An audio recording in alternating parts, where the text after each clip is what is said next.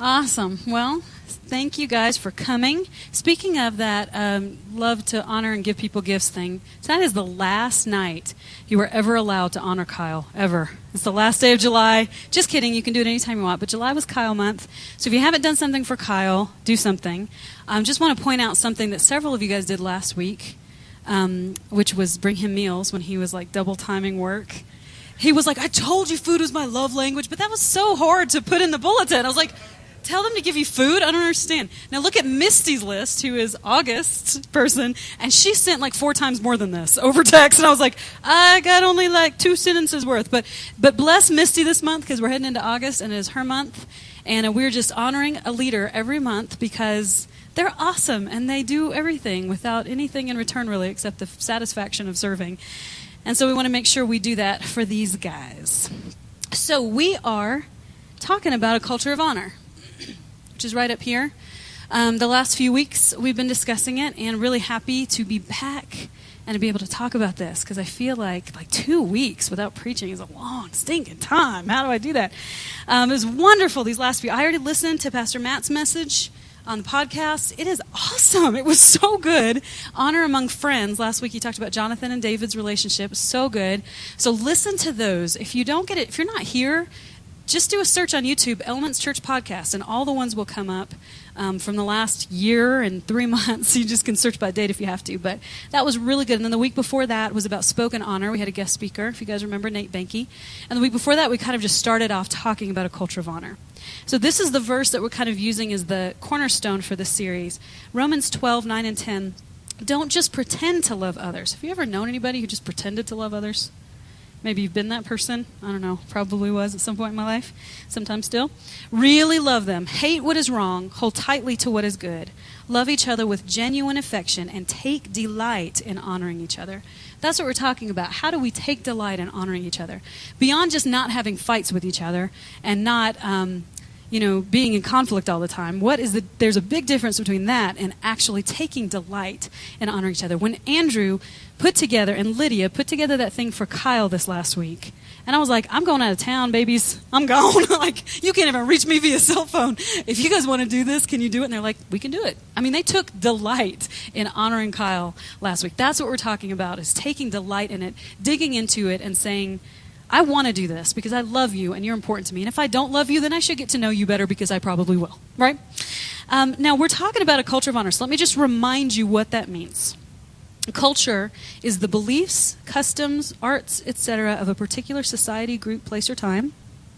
Or you can think of it in terms of a way of thinking, behaving, or working that exists in a place or organization. So Elements Church has a culture. And we will continue to have a culture, and it'll probably change multiple times. But the culture of our church, or the culture of Vail Corporation, or the culture of Colorado, there's always a culture, and it's usually sneaking around somewhere behind the scenes. Nobody's usually jumping out at things saying, this is our culture. You just pick up on it as you go, right? Honor, remember, is respect that is given to someone who is admired, or a good reputation, good quality, or character as judged by other people. So think about the power that we have in whether or not we honor someone. Someone can be honorable, but they're not honored unless someone else is doing it. That's kind of a crazy thought if you think about it. And in a book that I kind of based some of this stuff off of, Danny Silk's book, A Culture of Honor, it says, the principle of honor states that accurately acknowledging who people are will position us to give them what they deserve and to receive the gift of who they are in our lives. Okay?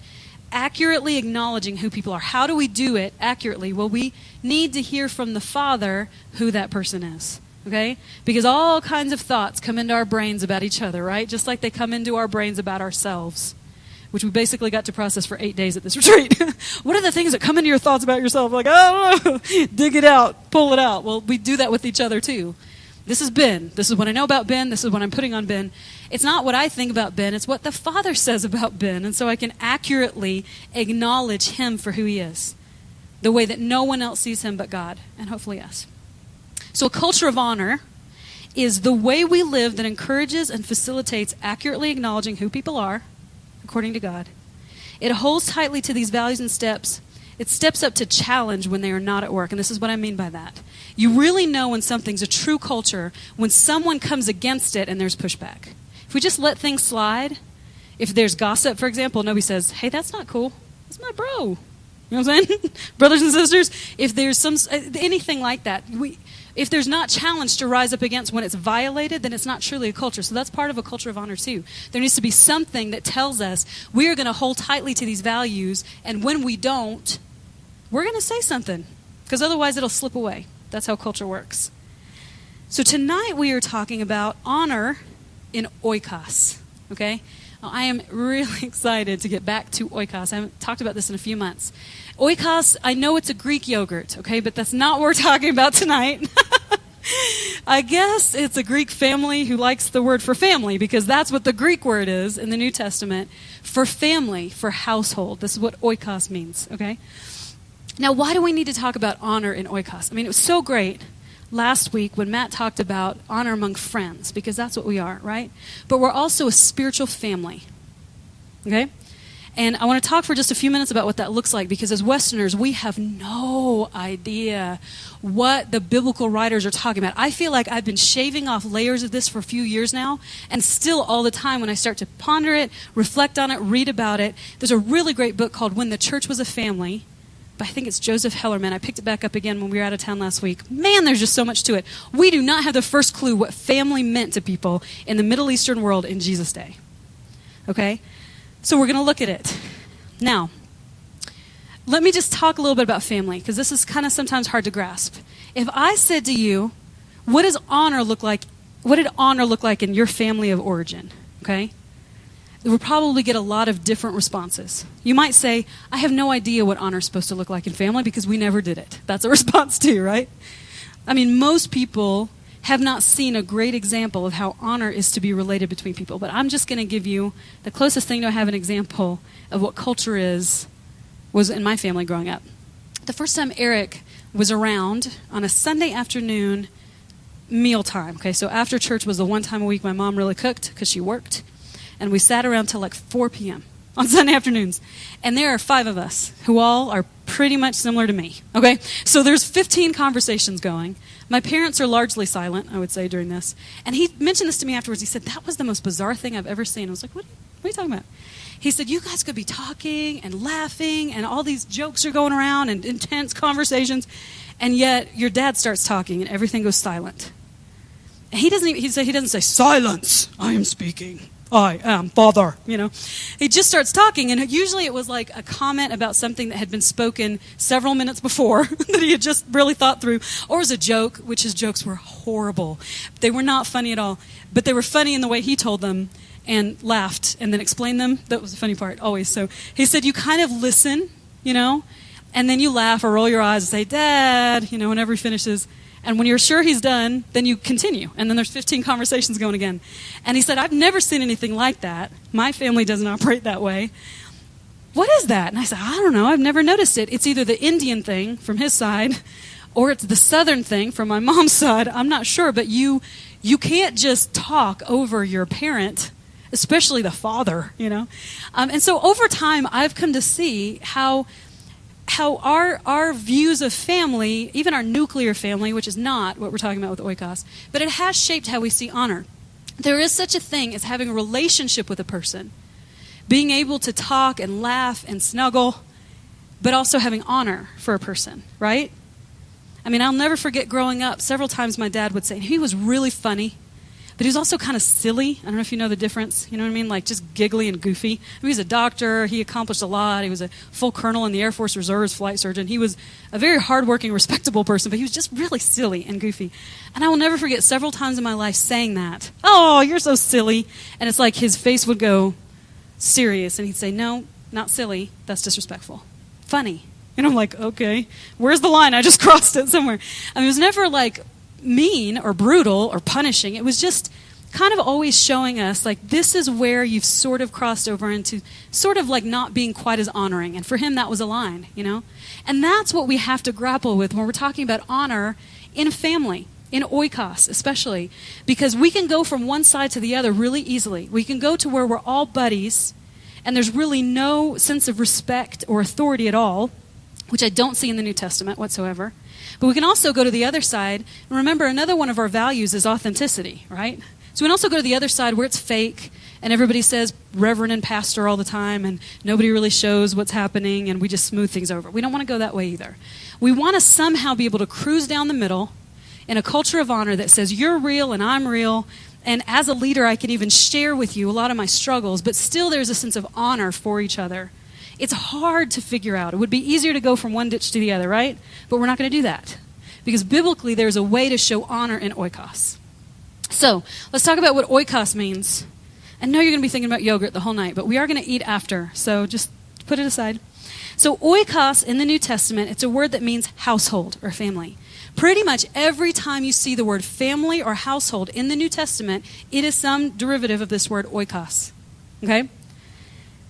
Now, what do we think of when we think of family? Most Americans see this when they think of family. Oh, they have been putting whitener on their teeth, I can tell. Look how white those teeth are, except that one's missing one, but that's okay. She's a kid. They look nice and happy. So when I say, what is a family to Westerners, to Americans, this is the kind of thing we think of. Me, my husband, and my kids. Any argument? I mean, I think almost any, but now occasionally you do find groups of people who don't think this way, but they're pockets. And they get outside of it and think, whoa, I'm the weird one in the world. Most of the world does not see this, but let me tell you why we see it. Many, many, many years, generations of individualistic Western thought that says, I'm going to pioneer something, I'm going to do it all on my own. The founders, the European founders of this country, left their homes, left their families, and came here. I mean, we went to Alaska last year. We're listening to how all of these cities were pioneered. It's a bunch of people who have left everyone they know, and just one person out on the range doing their thing, and somehow they survived. And we think that's how it should be, because that's how it's always been. But then you have even the last century where we see families on TV that have kind of encouraged us. In the 50s, we have this family. Does anybody know who this is? Except, I was hoping Matt and Misty. Yeah? You guys know? Oh, okay. All right. We have somebody over the age of 25. Sweet. Who knows? Shout it out. Who's that? That's the Cleavers, man. Beaver Cleaver sitting right there, the young one. In the 50s, we have TV families like this who, again, continue to confirm how we are to think of family. These people. Little wife, little husband. They've all got I looked up so many pictures like this that I was like, whoa. From the 50s, it's like sweet little dresses out to here, and they've got their, cake pan in their hand, and they're like, we're a family, And this is what we think of. Now, if I ask someone in the Middle East what they think of family, this is what they would picture. That is what they would picture, yes? Yemen, 16 years. They know this. This is a current Middle Eastern family. Now, I would not have to say your extended family for them to picture this. I would not have to say, picture your family and then add on all your biological relatives that are outside of your actual family. If I said, what does your family look like? They say, here you go, here's a picture, right? If you can find a home big enough or a building big enough, we'll all get together and meet you. This is what people thought in Jesus' day when you read the word oikos, okay? Every single time that word is in the New Testament, we think, it's a person with his family. That means 5 people. And that's how we ended up with small groups, 12 people or less. It's a bunch of families getting together. That's not a family. In the early church, it was 40, 50, 60 people. It was that. When you said family, say it again. That's a football team, yes. I mean, look at all the generations. That's family to them, and that's family to people in the Middle East. It's hard for us to understand, but that's how it is. In the 90s, there was a kind of resurgence of this phrase. It takes a village to raise a child. Have you guys ever heard of this? Now, it's based on a proverb, an African proverb, that when you try to track down, actually is quite elusive to find one specific source of where this proverb came from. Partially because almost every African culture has a variety, a variation, a derivative of this phrase. One saying in Banyoro, which is a language, is, a child does not grow up only in a single home. Tell an American that, and they'll be like, yeah, we moved around. No, that's not what it means. It doesn't mean you get up and move a bunch of different places. It means, hey, you're in a bunch of people's homes your entire upbringing. In Bahia, a child belongs not to one parent or home. Really? No, that's my kid. You don't tell my kid what to do. Like, back off. I'm the parent. You're somebody else. Those are the lines we draw when we think of family. Nuclear family, right? All the time. One saying in Tanzania is one knee does not bring up a child. One knee. You know, bouncing on the knee. It's not just one knee that gets that kid up. And in Swahili, it says one hand does not nurse a child or wean a child or grow a child. So basically it means that child upbringing is a communal effort. This has been a thing for a long time, a lot longer than when the 90s hit. And somebody decided to kind of bring this up into the public eye. The idea is, and actually it's quite like Oikos. The idea is it takes a lot of people.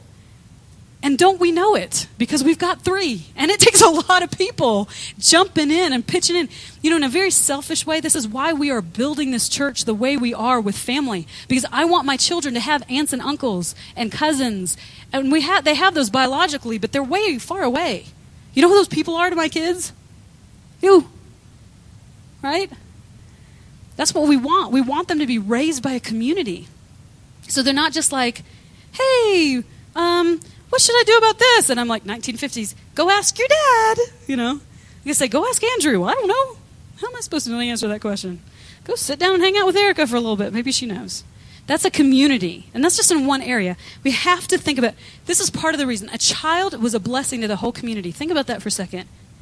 Do you see a little nuclear family get in their little minivan, drive to Rainbow Park, everybody piles out. Who is watching over those kids as they play on the slides and the swings? Their parent, the poor, haggard, sleepy, sleep-deprived person who's like, oh, okay, where's the other one? That's usually me. How many people join in being like, hey, your kid is over there. You need to grab him back. He's run away. You know, we routinely have that, but I think somehow we give off this aura that you're allowed. Anybody is allowed to grab our kid and tell us. But, I mean, most of the time it's my job, right? Nobody's going to take that role. I don't have that role. You know what's obnoxious to me? Baby dedications. Why do we do this in the Western church? We don't mean any of it. Baby dedications. A couple has a baby, and they say, no, we want to dedicate him to God, which is totally biblical. So the whole thing Hannah did with Samuel and 1 Samuel. Beautiful thing to dedicate a baby to God. But really, we might as well just do it at home. Because what happens is the pastor brings up, says, where's the family? And it's usually like 4 people. You know, right over here. In fact, I've seen baby dedications where there are multiple families on the same stage. So it's not family, again, oikos, in the same way they would think of it. It's our nuclear family. And maybe grandparents if they're in town, right? So they're huddled up here and they say, will you commit to raise this child in the fear of the Lord? And all the parents say, yes, we will. And then they turn to the church, which I just want to say, why are you doing that?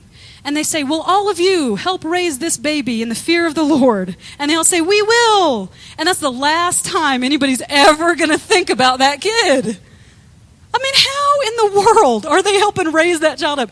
Because one day when these poor parents finally get past shame and not being able to do this completely on their own, which American culture tells us we have to do, when they finally could say, I'm just not going to let this shame bother me, I'm just going to go ask somebody who I know is a godly woman, then they start piling on more shame. Nobody does this. Nobody helps with this. We don't even expect them to help. We don't look for them to help. Why do we try to do this? Might as well just say, do all of you vow to not allow this child to be burned to death in your presence? Yes, we do. You know what I'm saying? Like, that's about the extent of the commitment there.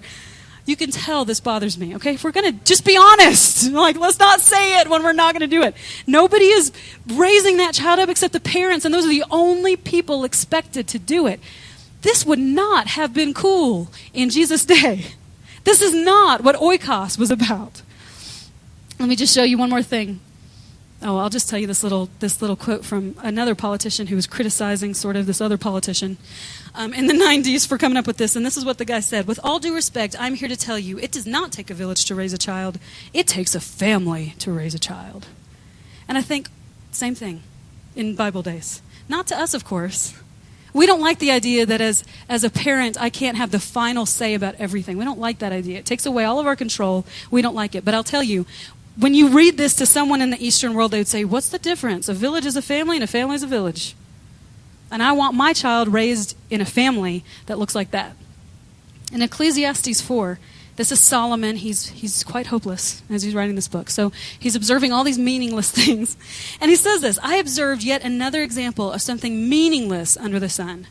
Thank you, Solomon. You were very helpful in this. It is a very good book, but sometimes you're just like, another. This is the case of a man who is all alone, without a child or a brother, yet who works hard to gain as much wealth as he can. But then he asks himself, who am I working for?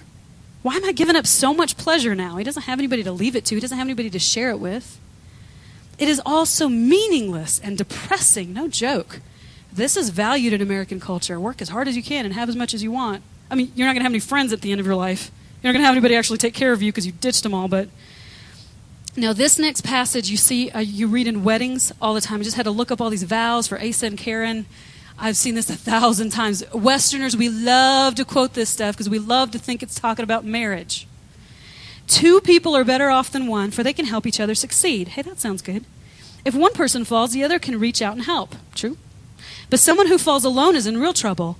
Likewise, 2 people lying close together can keep each other warm. But how can one be warm alone? A person standing alone can be attacked and defeated, but 2 can stand back to back and conquer. Absolutely. That's me and my husband. We're going to conquer the world. That's nuclear family. And then he kind of drops in, hey, 3 are even better. For a triple braided cord is not easily broken. And now Solomon could have said 274 are better and still be talking about marriage because that was Solomon. But for most of us, that's not talking about an extra person in this relationship, right? Where did he get 3? And then all of a sudden you start to realize, oh, I've just done the thing that we do again and again and again, which is take Scripture and read it through the lens of a Western individualistic nuclear family lens filter and assumed that he's talking about, he's talking about friends. And you know what? Even after I'm married, I still have those, right? So, Eric and I, it's not just the 2 of us alone forever. It's all of you guys too. Nobody would have ever thought like we do in these days. So instead of thinking this way, and we're going to look at this lovely family again. Oh, we're not going to think that way. Put a cross. Yeah, nope. We're not going to think that way. We're going to think this way. We're going to think about family. And I'm going to challenge you every time you read that word in the New Testament to try to picture this instead. And try to imagine what we have lost. This is why, I don't know how many times. In fact, it's very rare to find anybody in Summit County who has family here. Biological family, right? In fact, over and over and over and over again, you meet people and they say, I'm the only one. I picked up and moved, right? Who here would say that? Just raise your hand. You're the only person from your family in Summit County. Yeah. You are quite representative of this county. That would have been like, people would have looked at that in the New Testament and been like, how do you live? How do you provide for your family? How can you even be protected? Because remember the 2 things, this is before Jesus, the 2 things that Oikos was for. Can anybody remember? Provision and protection. You guys are awesome. You usually remember something I preached like 4 months ago. Oh, I'm going to go cry after this. Provision and protection. Yeah, Jonathan. All right, let's talk about provision, okay? How did the Oikos exist for this? Because listen, here's what they would have thought absolutely ridiculous. My husband and I are now going to provide for my children. Just the 2 of us. And I'll say, okay, so what if he dies? I'd be like, oh yeah, that would suck. What am I going to do for income if he dies? Or like, what if you break your leg? Who's going to bring in the crops? Who's going to take care of the household if something happens to you? Why would it just be the 2 of you providing for your children? In Oikos, everybody had a role. And think about it like this. Oikos was all about the family business. Now, we miss this because when we get together with family, it's vacation. It's like Gabri with her family here, right? Everybody's here together. They're hanging out. They're having fun. They're playing board games. But when you got together as Oikos, you got work done too. This is a family business. Peter and Andrew are fishermen, and they apparently are the ones who fish. But there are other families in that Oikos who were the ones to mend the nets, for example. Another nuclear family might be the ones to clean the fish when they all come in. Another might be the ones to take them to market and sell. Peter and Andrew are not doing all that. Okay? Can you see that? Their job is to fish. Who's doing all the other stuff? Somebody is probably keeping the books and making sure it's all tidy. It's a business. It's the same with everything. What was Jesus' family business? building, tekton, building, probably with stone, actually. We think of it like wood, but stone was what was around in the day. Builders, big dudes. I mean, Jesus was probably big. These guys were big. They're used to lifting stuff. The scrawny guy probably was the accountant for the family. You know what I'm saying? Like, everybody had a role. Everybody's job was to provide for the whole oikos. I pitch in my little part, and it all goes in the middle, and it kind of provides for everybody. Nobody would have thought that a couple people could provide for their... I mean, that's dumb. That's how we do it right now, right? How strange would it seem? Have you ever talked to someone who's relied on help from their parents, for example? They're like walking around in shame, right? It's shameful in our culture to have extended family actually help provide for each other. That is not the way they would have thought of it then. Everybody had something. Now, today, what have we substituted this with? Aflac, right? Aflac. Oh, man, you're out of work? I hope you sign up for Aflac. You've been paying into that for a little bit? Because nobody is taking care of you. Or welfare, right? Or the government. This is what we rely on these days because oikos is broken in our culture. Who am I going to go to if I need something? A program, I guess, which is fine. I'm appreciative that we have those, but that is not what we should be going to. In Jesus' day, they would have been going to their family. And then look at protection. Remember this house. I want to remind you this picture. Now, Peter and Andrew's house, they've discovered it. They're 95% sure they found it. It doesn't look like this anymore. It's rubble. But when they rebuilt it kind of in an animated way, this is what it looks like. Now you say, which one is their house? All of it. All of it's their house. Think about how many nuclear families fit in there. We know that Peter had a brother, right, Andrew? We know that he had a mother-in-law. And Paul mentions later that Peter is married. Right? And so it's likely he had children. It would be very unusual in that day not to have children. Think about it for a second. Let me ask you a question. Peter runs off to follow Jesus. Who do you think takes care of those other people? Those dudes. That's provision. We don't see it. We just read the Bible through the lens and we move on with it. It's not like he just ditched the world. He still had a family and they still got fed. Because of oikos. And then that other picture, let's show this fortress that was their home. These are all the little rooms. They all open out into a courtyard. I understand it's still like this in a lot of Muslim homes, where there are places where the different people in the families live, or any Middle Eastern home. And they empty out into a courtyard in the middle. Look at that. Does that seem welcoming? Look at that outer wall. Some of these only had one opening. There are not a bunch of little windows to see what's going on outside and plant little flowers. You know what I'm saying? They didn't have little window boxes where they had lovely flowers and invited people in. This was a fortress. This was their protection. They didn't have 911. They didn't have police officers. They didn't have alarm systems. They had each other. And why in the world would you be caught by yourself? Who is going to take care of you? If somebody breaks into my house, we have got a shotgun. You know what I'm saying? But I'm not planning to have to use it. And if you broke into their house, how many people can help drive out people? Protection. That's why people were just you felt really bad for them when you found somebody floating all on their own. It's like, what oikos do you belong to? You've lost them? Oh my goodness. This is why there is that mandate all through the Bible. Take care of widows and orphans because they don't have an oikos. Does that make any sense? Is this clicking at all? Am I just okay? I know it's a lot of teaching stuff, but I just want to point out, when we're thinking about oikos, we need to be thinking about each other. I'm not talking about going down and tracking down all of your cousins and aunts and uncles, because I got to tell you, we will not know how to do this. I'll be teaching this thing to all of your family for 3 years before the light bulb can go off. This is why I'm telling you, because this is the oikos that we have built, plus about 50% of our church who's not here. This is the oikos that we've built, right?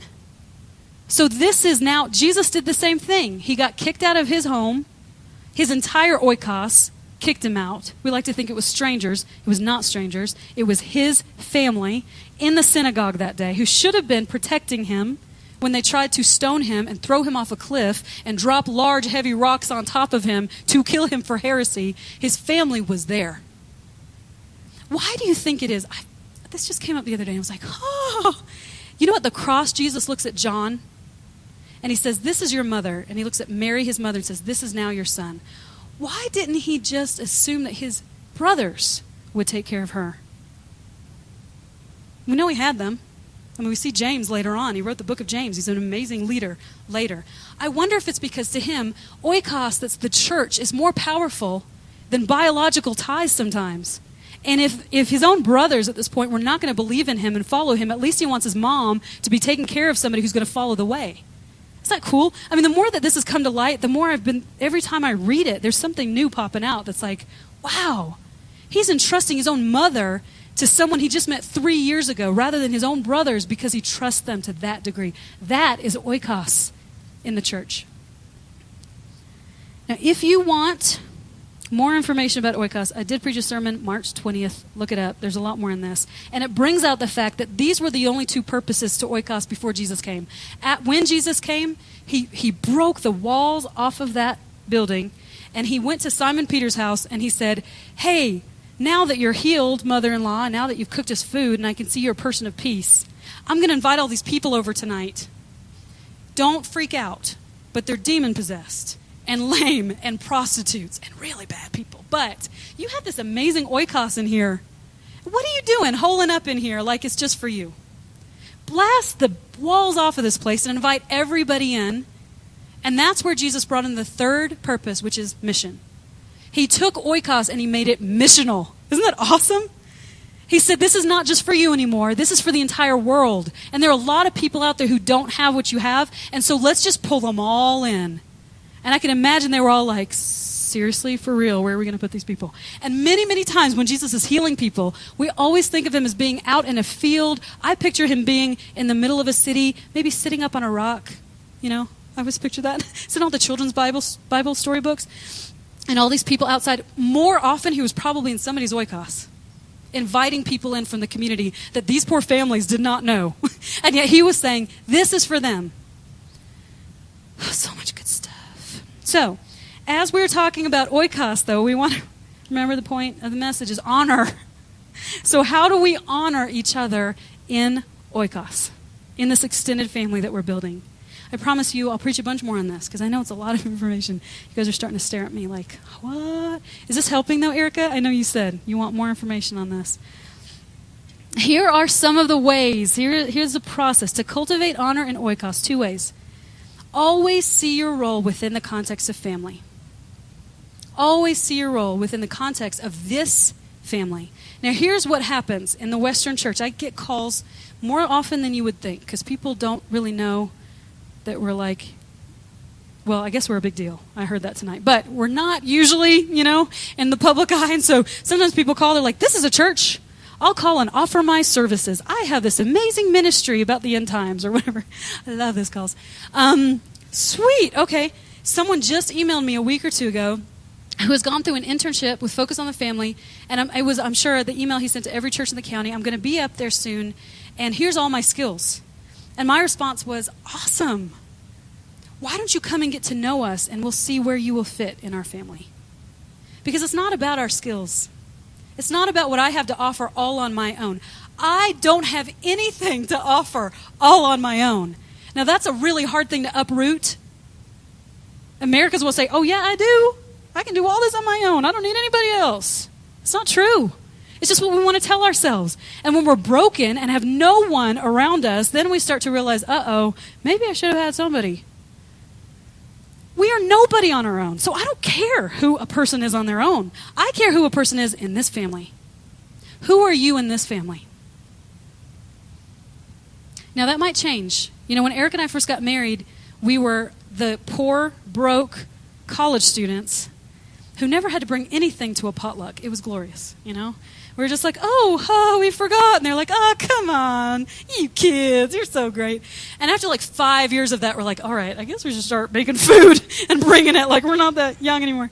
Now, we're different in our role in the family, right? It's different. It changes in different seasons. But you need to find out who you are here and now.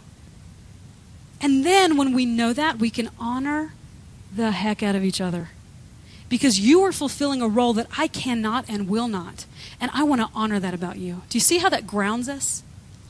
Who am I anyway? And what is it God wants to do through me in this place?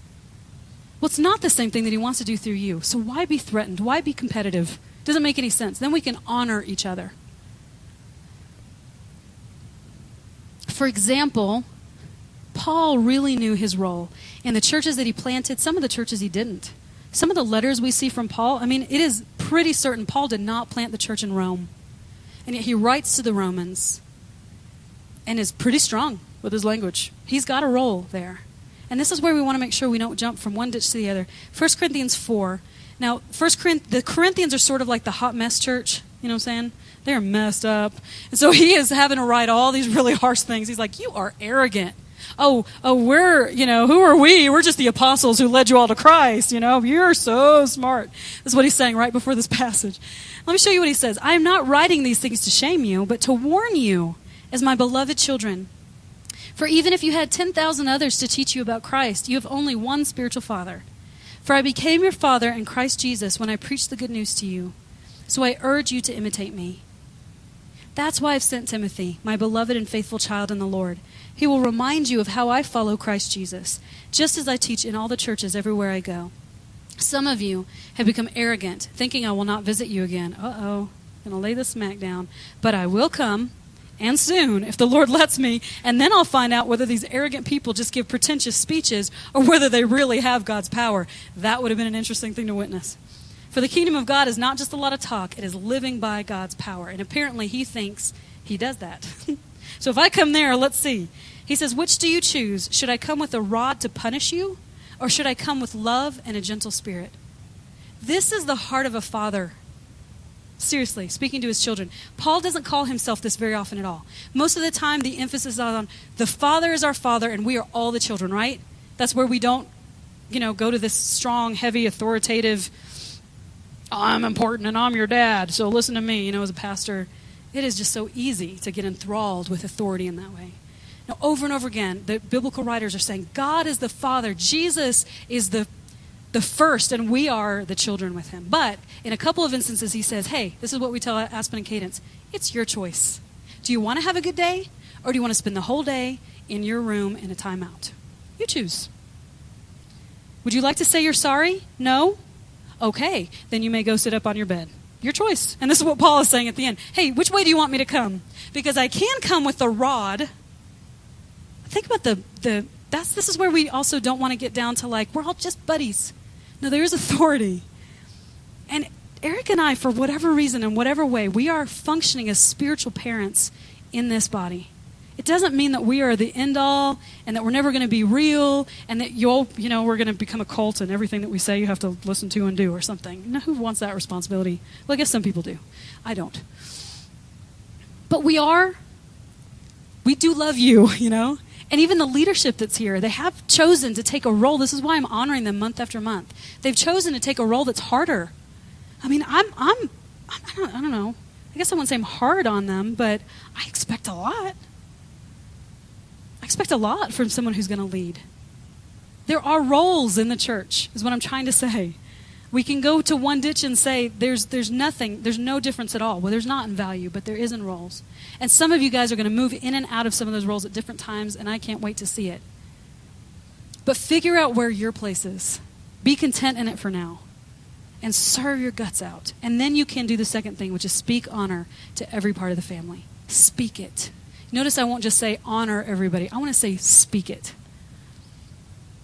Tell everybody in this body, one by one, how awesome they are, how important to God they are, how great they're doing at fulfilling their role in the family. We'll talk in the coming weeks about invitation and challenge and how honor is done in that, which we just read a little bit on. And we're going to talk a little bit more about this passage too, but I just want to leave you with this one because this really kind of summarizes this, and then we're going to move into communion. Actually, the worship team can come on up. Colossians 3, 12 through 17. Since God chose you to be the holy people he loves, you must clothe yourselves with tender-hearted mercy, kindness, humility, gentleness, and patience. Make allowance for each other's faults and forgive anyone who offends you.